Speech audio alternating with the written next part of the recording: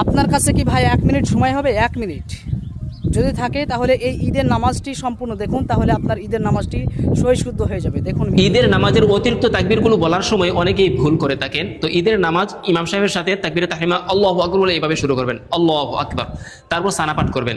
এরপর ইমাম সাহেবের সাথে প্রথম রাকাতের অতিরিক্ত তাকবীরগুলো ঠিক এভাবে বলবেন, আল্লাহু আকবার, প্রথমবার আল্লাহু আকবার বলে হাত উঠাবেন, ছেড়ে দিবেন।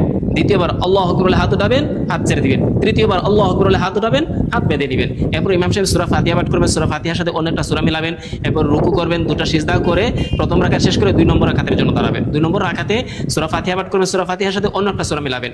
এরপর দ্বিতীয় রাকাতের অতিরিক্ত তাকবীরগুলো ঠিক এভাবে বলবেন। ইমাম সাহেবের সাথে প্রথমবার আল্লাহু আকবার বলে হাত উঠাবেন, হাত ছেড়ে দিবেন। দ্বিতীয়বার আল্লাহু আকবার বলে হাত উঠাবেন, হাত ছেড়ে দিবেন। তৃতীয়বার আল্লাহু আকবার বলে হাত উঠাবেন, হাত ছেড়ে দিবেন। চতুর্থবার আল্লাহু আকবার বলে রুকুতে চলে যাবেন।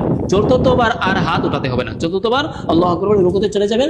তারপর রুকু থেকে উঠে 2টা সিজদা করবেন। এরপর শেষ বৈঠকে তাশাহুদ, আত-তাহিয়াতু, দুরূদ শরীফ, দোয়া মাসরুফ করে ডানে বামে সালাম ফিরিয়ে নেবেন। ঈদের নামাজ হয়ে গেল।